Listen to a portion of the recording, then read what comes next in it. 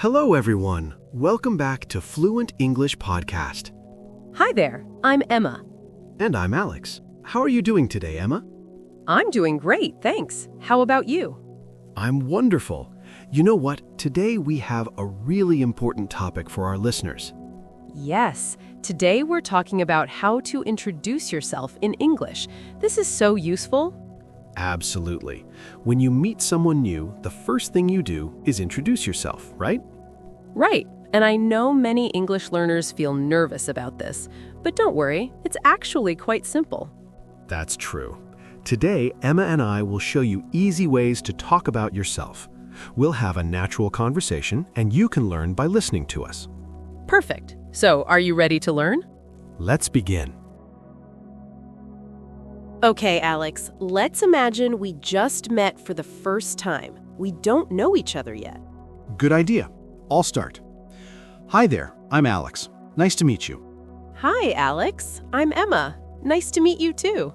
So listeners, did you hear that? We used very simple words. Hi, I'm Alex, or hello, I'm Emma. Yes, you can also say, my name is Emma. That works too. Both are correct. Right. And after you say your name, it's polite to say, nice to meet you. Exactly. The other person usually answers, nice to meet you too. It's like a friendly exchange. Now, let's continue our introduction. Emma, where are you from? Oh, I'm from Canada. I'm from Toronto. How about you, Alex? I'm from the United States. I'm from California. Oh, California. That's nice. Thank you. So, listeners, we just shared where we're from. You can say, I'm from, and then your country or city. Yes. For example, I'm from Mexico, or I'm from Tokyo, or I'm from Brazil. Very simple.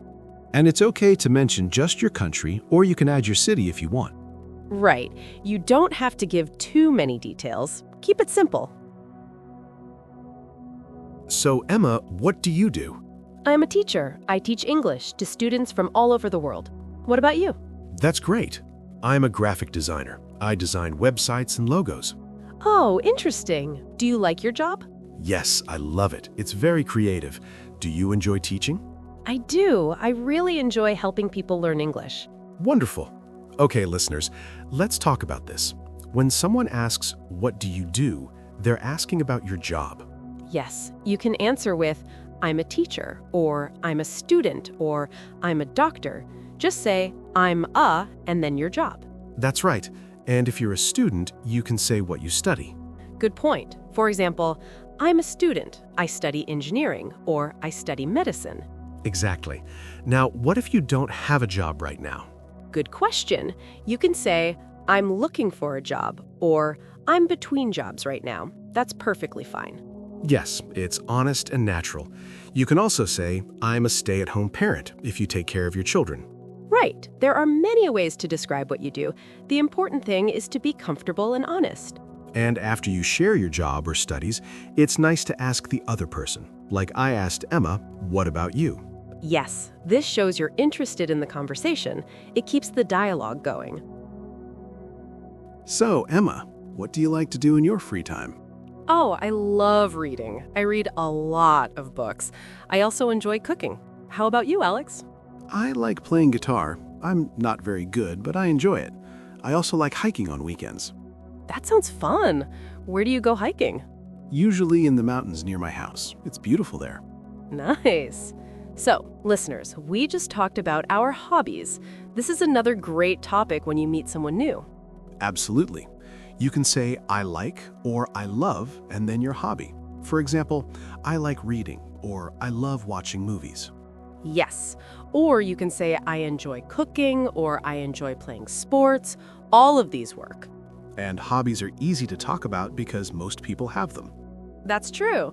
You can mention things like reading, cooking, watching TV, playing games, exercising, traveling. Swimming, dancing, painting, taking photos? See? There are so many options. Just think about what you really do in your free time. And remember, you don't need to list everything. Just mention one or two things. Right. Keep it simple and natural. You can always share more later in the conversation. Okay, Emma. let's give our listeners some helpful tips. Great idea. So tip number 1, don't worry about being perfect. Yes, making mistakes is normal. Everyone makes mistakes, even native speakers. Exactly. If you forget a word, you can say, "Sorry, I don't know the English word," or how do you say?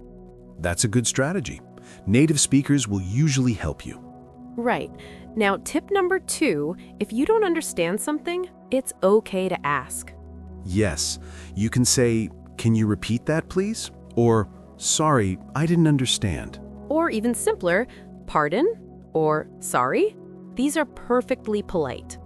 Don't pretend you understand if you don't. It's better to ask. Absolutely. Now, tip number 3, use simple sentences at first. Yes, you don't need long, complicated sentences. Short and clear is better. For example, instead of saying, "I am currently employed as an educator in the field of English language instruction," just say, "I'm an English teacher." Exactly. Simple is better. Much easier to understand. Right. And our last tip, practice. Practice makes perfect. Yes, you can practice in front of a mirror, or with a friend, or even record yourself. The more you practice, the more confident you'll feel. And when you practice, try to speak out loud. Don't just think in your head. Good point. Speaking out loud helps your pronunciation and fluency. Okay, Emma, let's review what we learned today. Sure. So when you introduce yourself, start with a greeting and your name. Hi, I'm Alex. Nice to meet you. Then you can share where you're from. I'm from Canada. Next, talk about what you do. I'm a teacher, or I'm a student. And finally, you can mention your hobbies. I like reading, or I enjoy playing guitar. Perfect. These 4 things make a complete, simple introduction. And remember, keep it simple, be yourself, and don't worry about mistakes. That's right. The most important thing is to communicate and connect with people. Yes. So our listeners, we encourage you to practice this week. Try introducing yourself in English. Maybe write it down first, then say it out loud. Great idea. And next time you meet someone, you'll feel more confident. We believe in you. We do. Okay, that's all for today's episode. Thank you so much for listening to Fluent English Podcast. Keep practicing, keep learning, and we'll see you next time. Bye, everyone. Goodbye.